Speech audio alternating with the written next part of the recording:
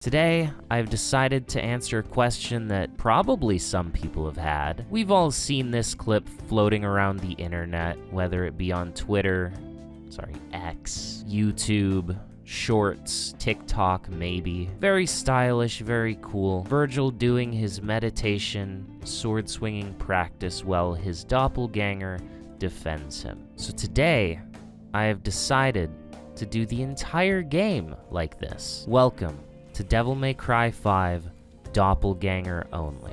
For this challenge, I will be using the super costume. By doing this, I mitigate the need to farm Devil Trigger in order to summon the doppelganger. However, I also lose out on any amount of health regeneration that I would have gotten from entering Sin Devil Trigger. All damage to enemies will be done via doppelganger-related abilities. This includes summoning the doppelganger as well as all of his attacks. Vergil damaging enemies himself is strictly not permitted. However, teleporting is allowed, and additionally, Vergil swinging but not hitting enemies is okay, so long as the swings do not do damage. To elaborate further, this would be okay. This, however, would not be okay, and would result in an immediate reset of the mission. It's a pretty sick combo, though. I mean, you gotta admit, right? It's pretty good, pretty decent. The prologue and mission 1 were all about finding my footing. The first thing that I learned was that enemies did not care about the doppelganger.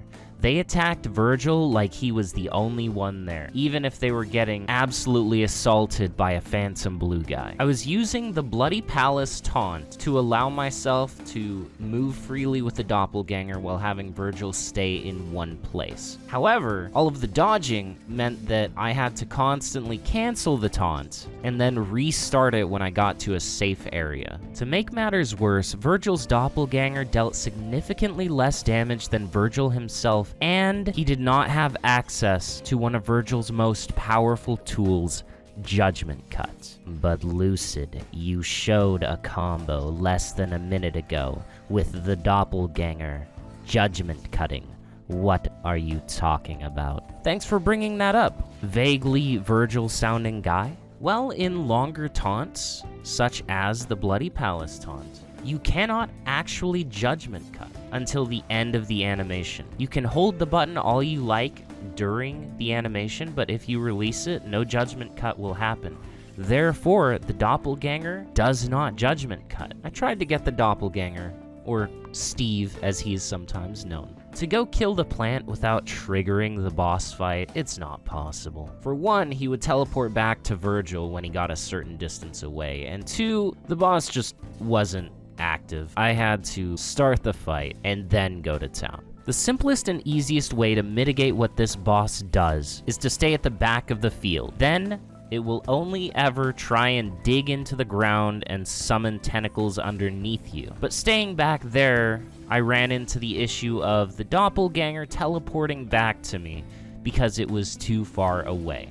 This is going to become a recurring theme throughout the video, where distance played a pretty big part in my strategies. Aside from that little caveat here, the boss wasn't too hard. It's an overgrown houseplant. The doppelganger can parry, which made the scissors just as fun and satisfying as they normally are. This was the point of the run where I realized I've been playing too many of the other DMC games. I got the checkpoint outside of this hotel here with just under 2 bars of health. In previous iterations of Devil May Cry, when you would die and restart from a checkpoint, the game would give you full health and say, "Go again, buddy. Give it another shot." In Devil May Cry 5, the game says, "You got this checkpoint with this amount of health. You're going to keep that amount of health. Try again." After finally making it through the hotel room of horror, Vergil and his protector for life were tasked with... Wait, where is he go? Steven?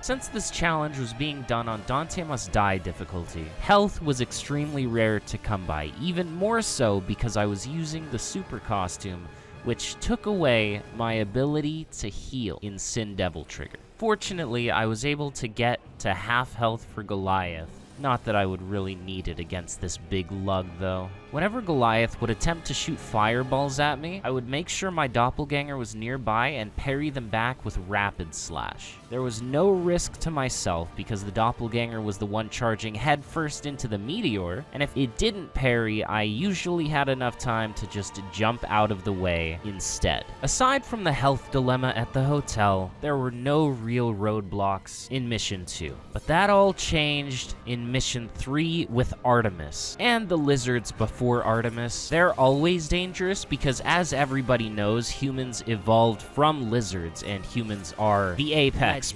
after all.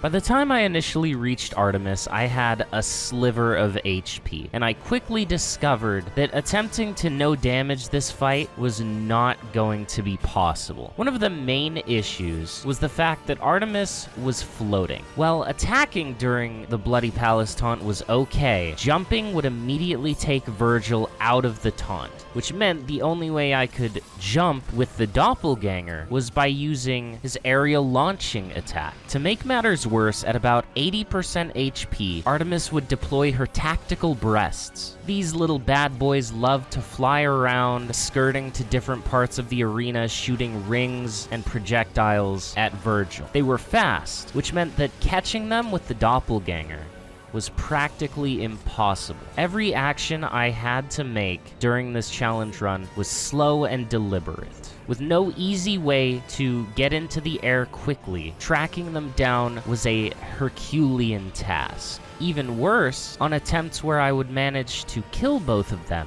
Artemis would decide to call them back out almost immediately. By this point, a majority of the fight was spent focusing on those things and not on the boss herself, which meant that I was taking chip damage and the boss wasn't taking any. Eventually, I restarted the mission so that I could get to Artemis with more health to facilitate the hits that I would certainly take from her breasts. And I recognized that this was going to take a lot of strategy and finesse. So I spent the next 2 hours ramming my head into the proverbial brick wall. Attempting to take out the breast shooters was not feasible, and focusing solely on Artemis when her breasts were out meant that I would be constantly taking damage from the little shots that the milkers would shoot out while trying to damage Artemis. It was looking like the run was potentially over. There was no consistent, safe way to deal with this boss.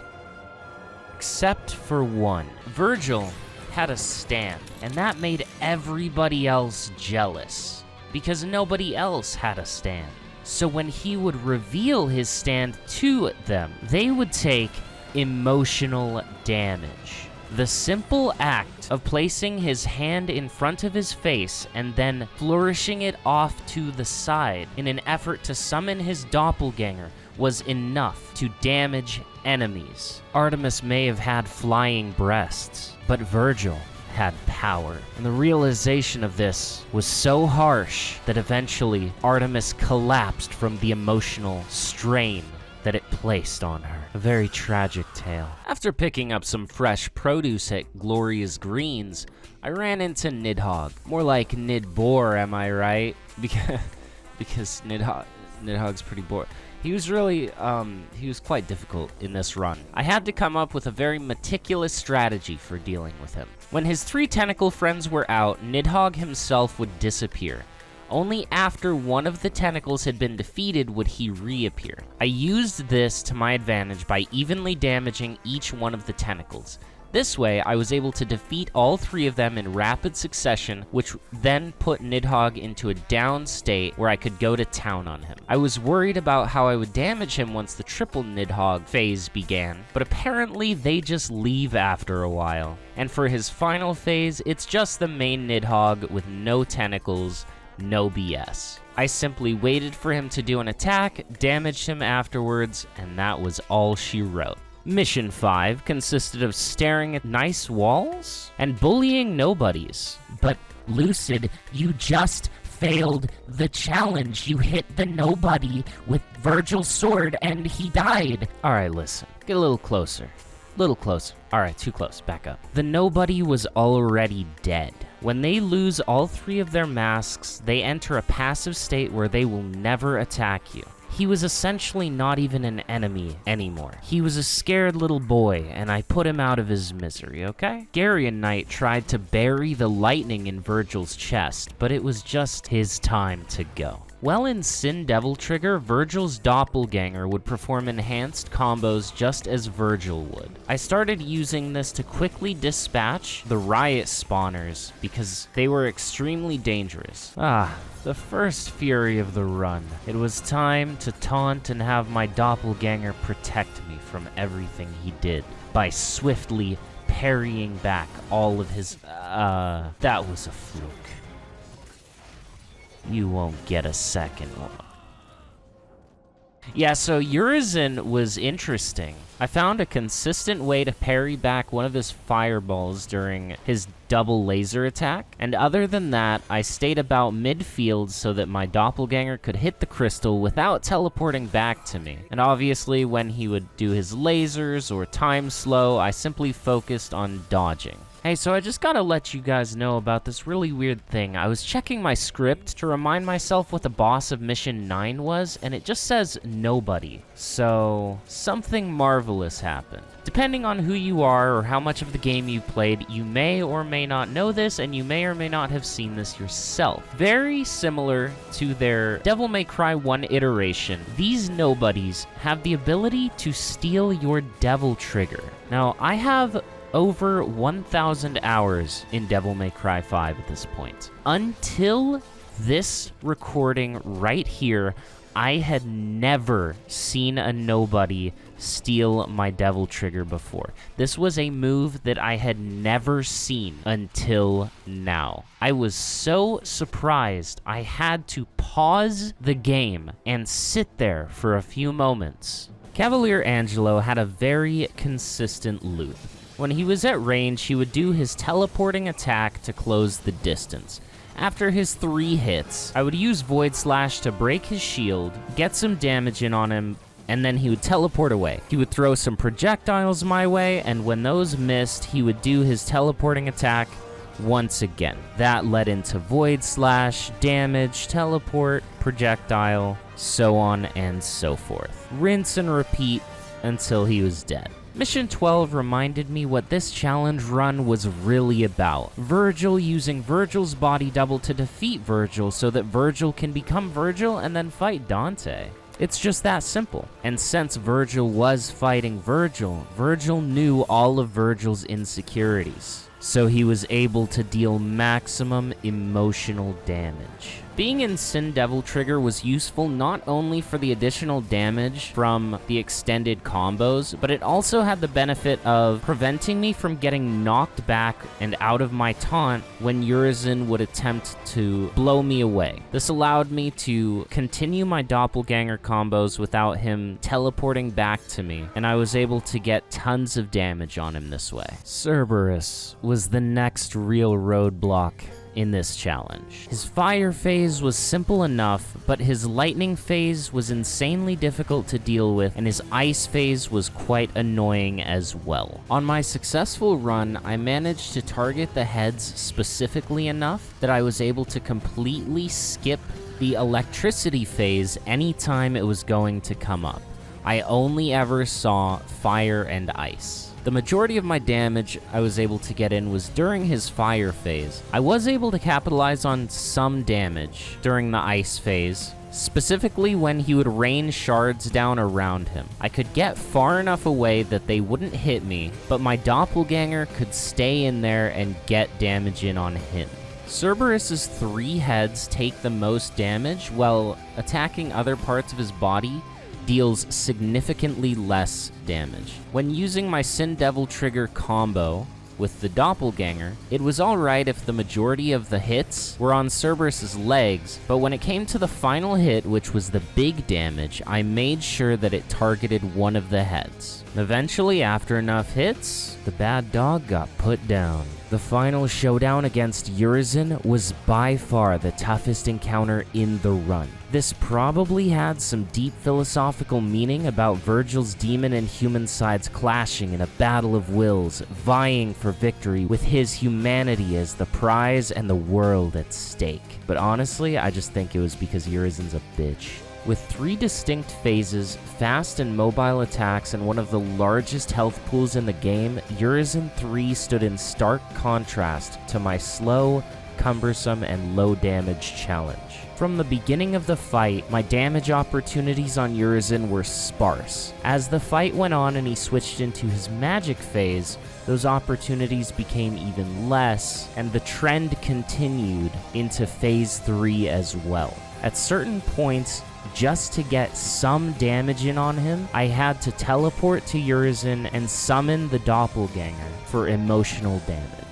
Bearing in mind that I had no way to heal myself, this ended up being a 25-minute fight of my health pool versus his. But in the end, not even Urizen could handle the emotional stress of not having a stand. Before coming face to face with his brother once more, Vergil had to battle through his years of unfiltered trauma. Being enslaved by the demon who killed your father and tore your family apart. Watching your house burn and everything you love slip away, with you powerless to do anything about it. That feeling of being hopelessly and utterly alone.